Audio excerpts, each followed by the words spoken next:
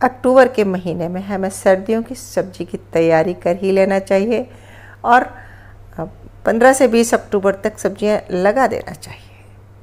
नमस्कार मित्रों, मैं ममता वाजपेयी भोपाल से मेरी हरी भरी छत पर आपका स्वागत है। लीजिए, मैं फिर हाजिर हूँ नए वीडियो और नई जानकारी के साथ। आप देख रहे हैं इंडियन टेरेस गार्डनिंग आर्ट।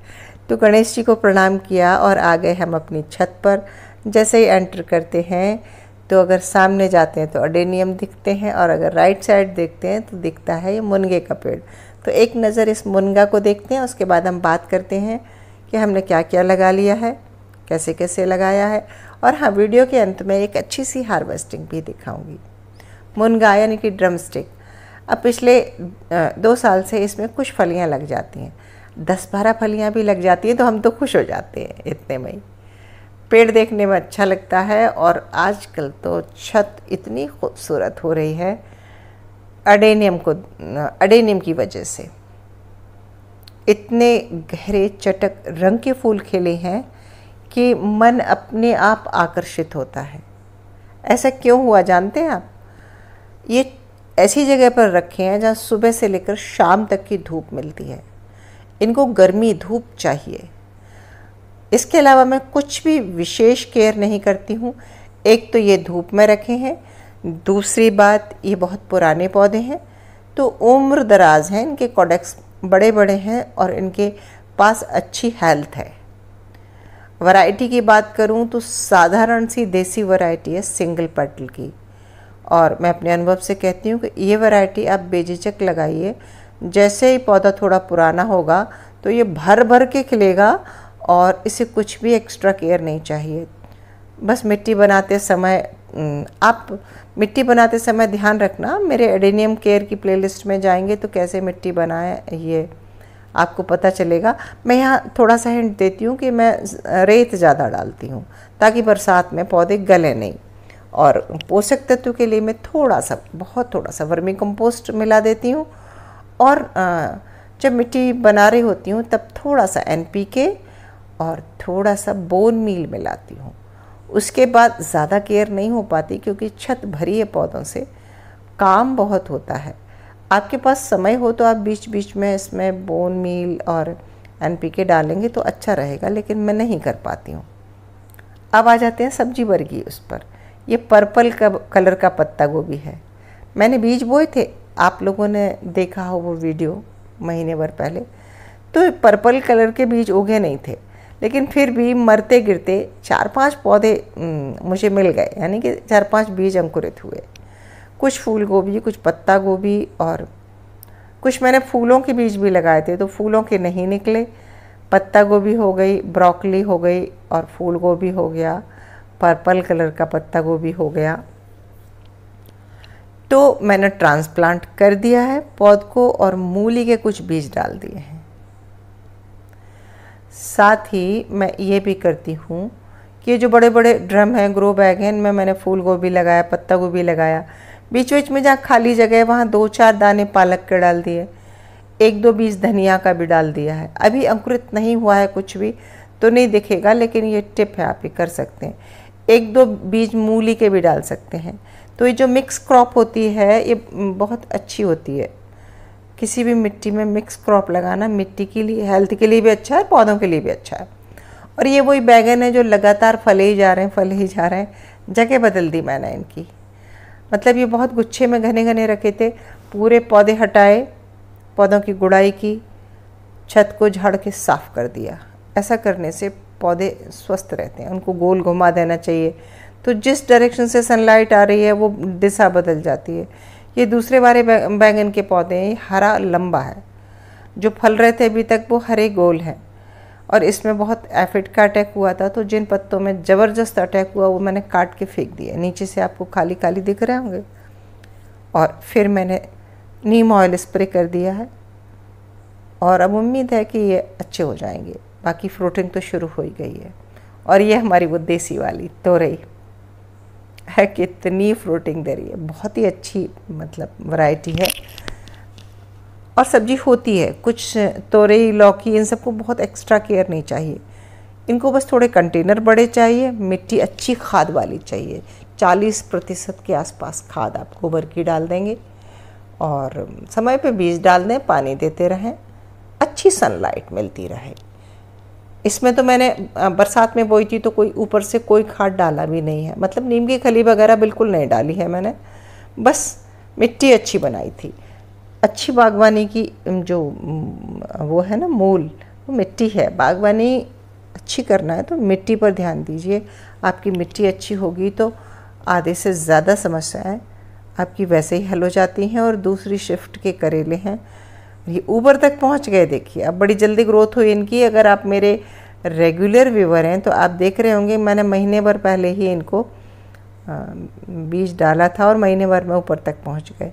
और ये देखिए हम कोशिश कर रहे हैं कि हमारा ड्रिप इरिगेशन हम लगा दें तो थोड़ी पानी डालने की सुविधा हो जाए। जब प्रोजेक्ट पूरा सक्सेस हो जाएगा तब मैं उस पर वीडियो बनाऊंगी। अभी तो हम भी कोशिश कर रहे हैं, देखते हैं हो पाता है कि नहीं। श्रीमान जी लगे हैं करने में। और ये वो काली मिर्च है जो हरी होती, जब हरी होती है ना तब, मतलब जब कच्ची होती है तो ब्लैक दिखती है, पक के लाल हो जाती है। तो मिर्च तो ऐसा है कि बीच बीच में जिस दिन जितनी ज़रूरत होती है दो चार रोज़ यूज़ कर रहे हैं। और ये पान का पर्दा, तो ये तो खैर हमारा बरसात के लगे हुए हैं। वो मिर्च बरसात का लगा हुआ है। करेले हमने सितंबर एंड में लगाए हैं, सितंबर के आखिरी सप्ताह में लगाए जो ऊपर तक पहुंच गए। ये फूल गोभी की पौध है और ये वही ग्रो बैग है जो हमने जुगाड़ से बनाए। हमारे सैपलिंग तैयार हो गए थे और ग्रो बैग कम पड़ रहे थे, इसलिए ये जुगाड़ करनी पड़ी। और उम्मीद है कि जुगाड़ का परिणाम अच्छा ही मिलेगा। तो देखिए यही सब चल रहा है। आप क्या क्या और लगा सकते हैं, अभी आप भाजियाँ बो सकते हैं सब, मेथी, पालक, धनिया, चौलाई, चुकंदर, शलजम, फूल गोभी, पत्ता गोभी, ब्रोकली और फ्रेंच बीन, मटर, करेला, लौकी, तोरी, टमाटर, भिंडी सब डाल सकते हैं। अभी मतलब सर्दियों में लंबी लिस्ट है। ये वो है हमारी जुकीनी। 2 पौधे लगाए हमने, बीज 3-4 बीज डाले थे, उसमें 2 ही अंकुरित हुए। और इन पैकेट्स में भी कुछ बीज डाले हैं, जब अंकुरित हो जाएंगे तब दिखाऊंगी कि क्या क्या है। इस बार मैंने ऑनलाइन कुछ बीज मंगाए हैं और मेरा जो भी अनुभव रहेगा वो मैं आपसे शेयर करूंगी। तो 56 कद्दू मंगाया है मैंने और उसी के बीज डाले हैं वो। इधर ये तैयार है देखो टमाटर, और इधर ये चुकंदर। इस बार हमने चुकंदर अलग बोया था, बीज डाले थे, फिर हमने ट्रांसप्लांट किया है। वैसे चुकंदर को डायरेक्ट बोया जाता है, पर हमने किया ये नया प्रयोग। इसमें धनिया डाली है, पहले डाली थी, पिछले साल का जो बीज डाल दिया था वो अंकुरित नहीं हुआ। धनिया के साथ बहुत ऐसा होता है, कभी कभी नहीं होता, सही तापमान नहीं होगा तो नहीं होगा, अंकुरित नहीं होगा, और बीज पुराना हुआ तब भी अंकुरित नहीं होगा। और लौट के घूम फिर के छत के दोनों कोने घूम कर हम फिर आ गए एडेनियम पर। तो हार्वेस्टिंग से पहले एक नज़र कैमरे की फिर एडेनियम पर डाल देते हैं और फिर हम लौट के सीधे हार्वेस्टिंग पे पहुंचेंगे और देखेंगे कि आज टोकरी में कितनी सब्जियां आती हैं। तो इस साल हमारी बरसात में अच्छी हार्वेस्टिंग हुई। लौकी, तोरी, करेला 3 सब्जियां मिली हमें। कुछ हद तक पालक और छोटे वाले टमाटर भी मिले। ये अभी भी चल रहे हैं। तो ये ऐसे छोटे छोटे फ्रूट होना चाहिए छत पे। जब कभी ऊपर आते हैं ना तो एक फल तोड़ा और खा लिया तो जीभ थोड़ी सी साफ, मुंह साफ हो जाता है कुछ खट्टा सा फल खाने में। और ये देखिए ऐसे गमले में गिर जाते हैं। चिड़ियाँ आती हैं, चोंच मारती हैं, कुछ खाती हैं, कुछ टपका जाती हैं, नीचे गिरा जाती हैं। तो हमें ये बोलने नहीं पड़ते, ये गमले में गिरा है, इसमें बहुत सारे बीज होते हैं, ये सूखेगा तो फिर ये अंकुरित हो जाएगा। और ये मेरा अमरूद है जो मेरे हिसाब से बहुत हेल्दी नहीं है। देखो पत्ते पीले पीले से हो रहे ना, और ये अंडर ट्रीटमेंट चल रहा है। सो मैंने इसमें छाछ भी डाला है, थोड़ा सा मैंने इसमें गोबर का खाद भी डाला है। इसकी सेवा चल रही है और परिणाम भी दिख रहे हैं कि इसमें फ्रूट सेट हुए हैं और थोड़ा सा रंग भी आया है। इस साल गर्मी में 2 अमरूद मेरे मर चुके हैं, अच्छे पले पलाए। तो श्रीमान जी आ गए और अब हम कर लेते हैं हार्वेस्टिंग। कुछ लोगों के प्रश्न आए कि अभी लौकी बो सकते हैं, तोरई बो सकते हैं? जी हाँ, बिल्कुल बो सकते हैं। और आप हाइब्रिड का बीज लेकर आएँ, देसी बीज न लाएं, क्योंकि देसी बीज सामान्यतः बरसात में जुलाई अगस्त में ही बोया जाता है और हाइब्रिड का तो पूरे सीजन में कभी भी हो जाता है।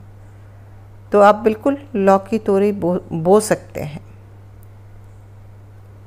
और बाकी जो सर्दी की सब्जियां हैं वो तो बो ही सकते हैं।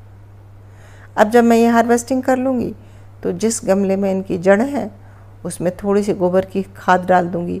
और अगर गमला ऊपर तक भरा है तो क्या करें, तो मैं खाद को पानी में डाल लूँगी, उस पानी को इस गमले में डाल दूँगी, तो खाद के पोषक तत्व तो इसमें पहुँच जाएंगे। सो ऐसे थोड़े थोड़े सेवा करते रहना चाहिए। और जब लगा रहे हैं तब मैं फिर वही कहती हूँ, मिट्टी बहुत अच्छी बनाओ, तो 3 महीने के लिए तो आप बिल्कुल निश्चिंत हो जाते हैं। और लौकी तोरई ये 3 महीने की फसल होती है, 3 से मतलब 3 महीने, तीसरे महीने में फ्रूटिंग दे देती है। तो भाई कैसी लगी हार्वेस्टिंग, कैसा लगा वीडियो, कमेंट करके ज़रूर बताइए। नमस्कार।